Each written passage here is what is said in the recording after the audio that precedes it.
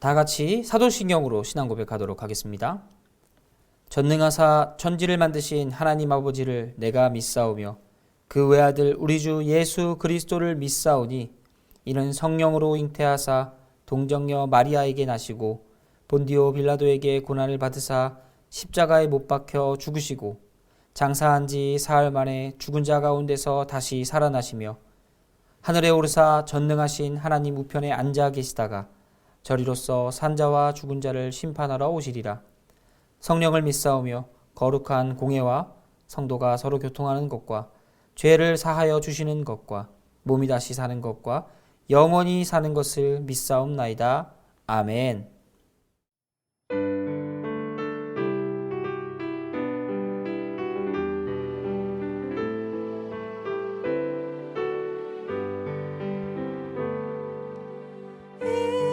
인내하신 구세주여 내가 비오니 죄인 오라실 때에 날 부르소서.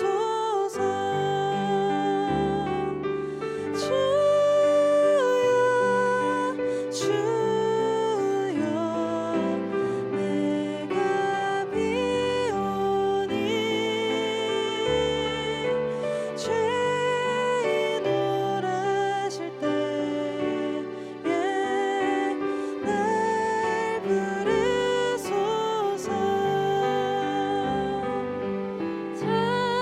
자비하신 보좌 앞에 울어 엎드려 자복하고 회개하니 믿음 주소서. 주여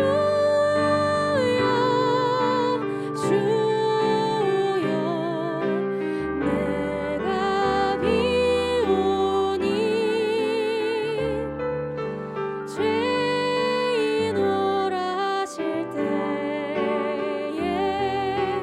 날 부르소서. 주의 공로 의지하여 주께 가오니 상한 마음을 고치시고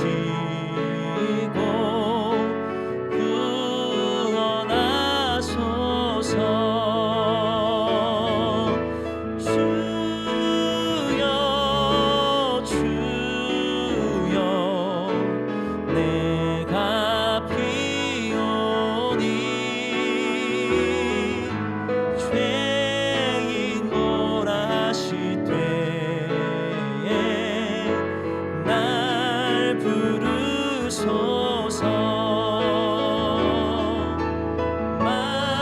만복했던 우리 주여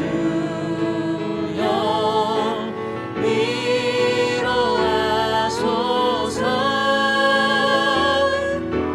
우리 주와 같으시니 어디 있을까.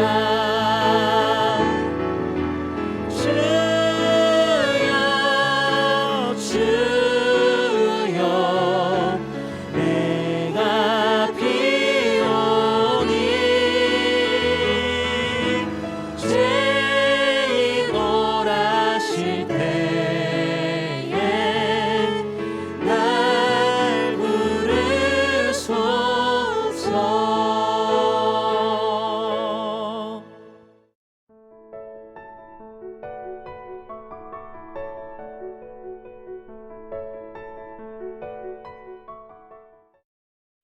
명절에 예배하러 올라온 사람 중에 헬라인 몇이 있는데 그들이 갈릴리 벳세다 사람 빌립에게 가서 청하여 이르되 선생이여 우리가 예수를 배웁고자 하나이다 하니 빌립이 안드레에게 가서 말하고 안드레와 빌립이 예수께 가서 여쭈니 예수께서 대답하여 이르시되 인자가 영광을 얻을 때가 왔도다.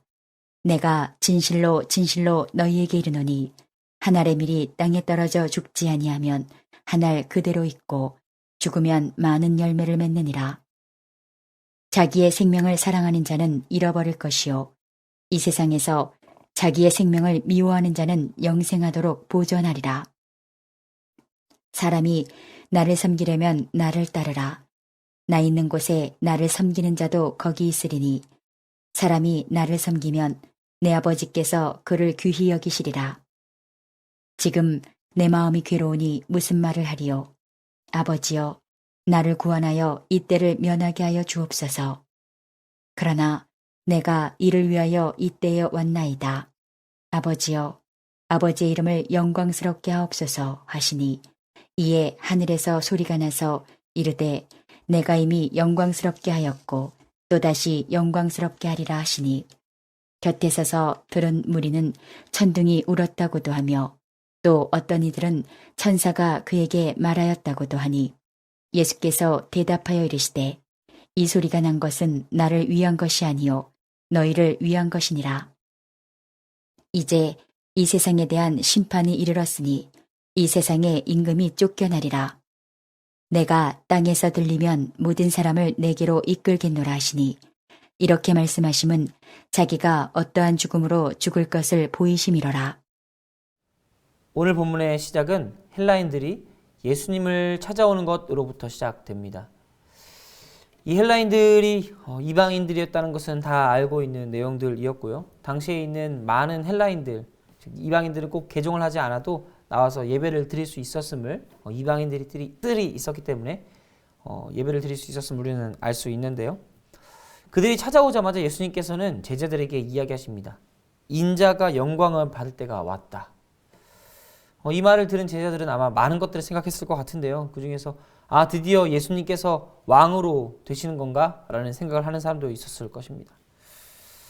예수님께서 말씀하신 인자가 영광을 받을 때 그때는 바로 예수님의 죽음을 의미했습니다. 예수님께서 이제 죽기 위해서 이제 죽음만이 남았다. 하나님의 뜻 가운데 이 영광받을 일만 남았다라고 이야기하고 있는 것입니다. 그러면서 우리가 가장 잘 알고 있는 유명한 본문이 오늘 나오는데요. 요한복음 12장 24절 말씀입니다. 이 말씀을 많은 사람들이 이야기하고 또 선교 현장이나 전도에서도 많이 사용하고 있죠. 한 알의 밀이 땅이 떨어져 죽지 아니하면 한 알 그대로 있고 죽으면 많은 열매를 맺는다. 이 말이 무슨 말을 의미합니까? 간단하게 이야기하면 한 알의 희생으로 인하여서 많은 열매를 맺게 된다는 그 시작을 이야기하는 것입니다. 그리고 오늘 본문에서 이것은 예수님의 죽음을 의미하기도 합니다. 예수님께서 이 땅에 오셔서 죽으심으로 많은 사람들이 구원을 받게 된다. 저기 지금 찾아온 저 이방인들도 마찬가지로. 유대인뿐만 아니라 이 세상을 향하신, 온 세상을 향하신 하나님의 뜻이 이곳 가운데 담겨 있다는 말입니다. 그리고 그 시작은 예수 그리스도의 죽음으로부터 시작됩니다. 예수님의 죽음은 사람들에게는 슬픈 일이지만 하나님의 계획 속에선 영광이었고 예수님이 말씀하신 것처럼 인자가 영광을 받는 것이라고 이야기합니다. 아마 당시 사람들에게 또 제자들에게는 굉장히 충격적인 일이었을 텐데요. 예수님의 이 죽음을 이르시는 사건들이 다양히 많이 나오고 또 다양하게 나온 이 사건들을 통해서 예수님께서는 끊임없이 암시하셨지만 제자들이 깨닫지 못했거나 또는 보지 않으려고 노력했을 수 있습니다. 그리고 이러한 상황 속에서 예수님은 끊임없이 기도하시고 하나님의 뜻을 찾았습니다. 오늘 본문에 이어진 말씀에 나오는데요. 아버지의 뜻대로 하옵소서라는 예수님의 대표적인 기도와 가장 잘 일맥상통하는 이야기가 나옵니다. 항상 예수님께서는 자신의 죽음을 아셨고 또 그때가 오면 죽어야 되고 또 그 죽음이 너무 힘들고 어려워서 괴롭다고 표현하시지만 그때마다 기도하실 때 뭐라고 하셨냐면 마지막엔 항상 아버지의 뜻대로 해달라고 하나님의 계획대로 이루어 가달라고 기도하셨습니다. 이게 진짜 우리가 본받아야 하는 기도의 모습입니다.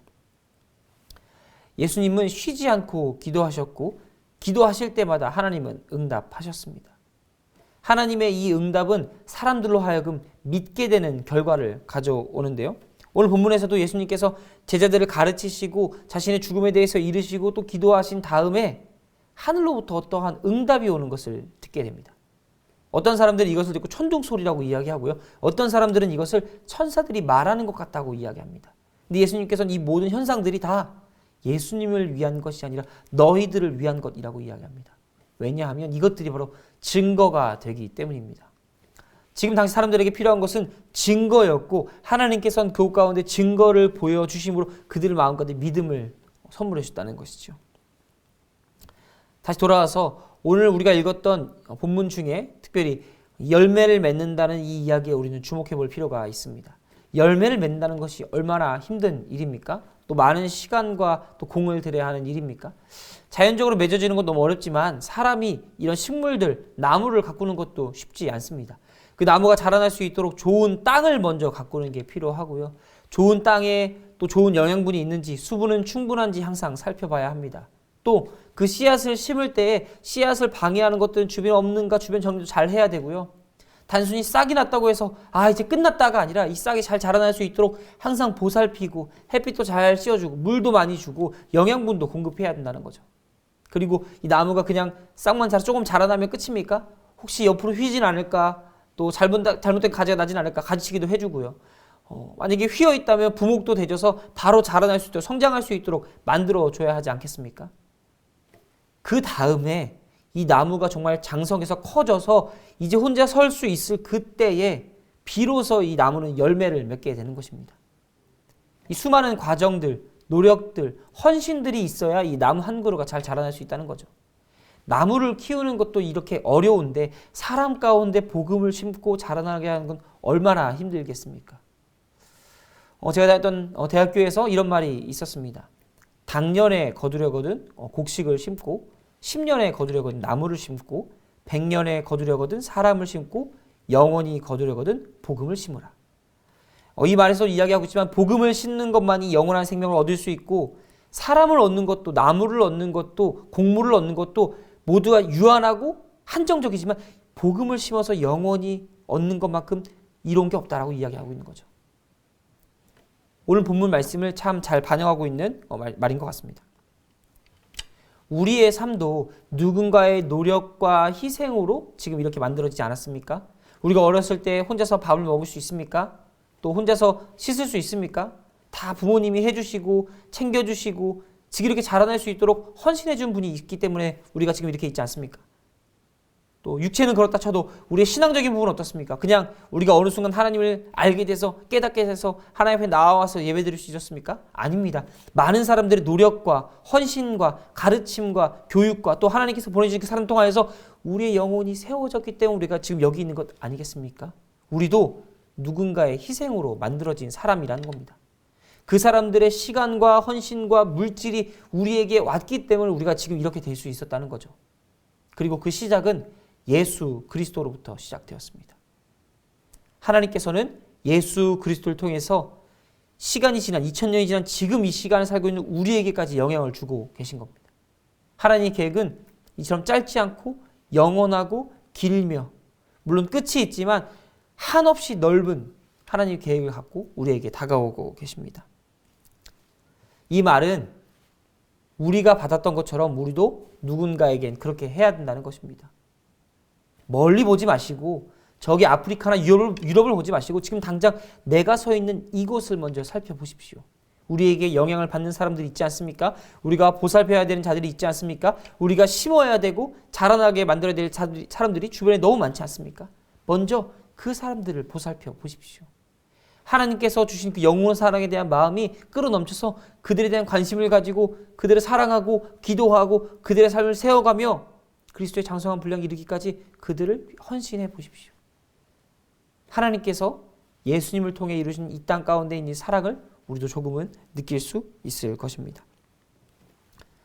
사랑하는 성도 여러분, 하나님의 계획은 너무도 놀랍습니다. 우리가 측량할 수도 없고 생각할 수도 없습니다.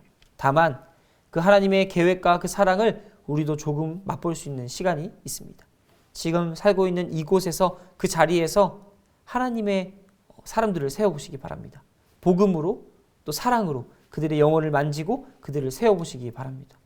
그래야 할 때에 하나님의 사랑을 조금이라도 느낄 수 있고 또 우리의 삶에서 그들을 세워감으로 하나님께서 얼마나 우리를 사랑하셨는지 그 사랑 가운데 충분히 누릴 수 있는 그런 귀한 시간이 되기를 간절히 소원합니다. 기도하겠습니다. 사랑의 하나님 감사합니다. 하나님의 그 사랑은 우리를 통하여서 열매를 맺었습니다. 우리도 그 열매 중에 하나로서 성장하고 자라나서 다른 열매를 키울 수 있도록 우리의 삶을 하나님께서 이끄시고 인도하여 주시옵소서. 언제나 하나님을 바라는 우리가 되게 하시고 우리의 삶을 통하여서 하나님의 사랑을 충분히 전하고 또 공유하고 또 하나님의 은혜를 전하는 우리가 될 수 있도록 하나님께서 함께하여 주시옵소서. 감사합니다. 사랑합니다. 예수님의 이름으로 기도드렸습니다. 아멘. 주님 가르쳐 주신 기도하겠습니다. 하늘에 계신 우리 아버지여, 이름이 거룩히 여김을 받으시오며 나라의 임하옵시며 뜻이 하늘에서 이룬 것 같이 땅에서도 이루어지이다. 오늘날 우리에게 일용할 양식을 주옵시고 우리가 우리에게 죄 지은 자를 사하여 준 것 같이 우리 죄를 사하여 주옵시고 우리를 시험에 들게 하지 마옵시고 다만 악에서 구하옵소서. 대개 나라와 권세와 영광이 아버지께 영원히 있사옵나이다. 아멘.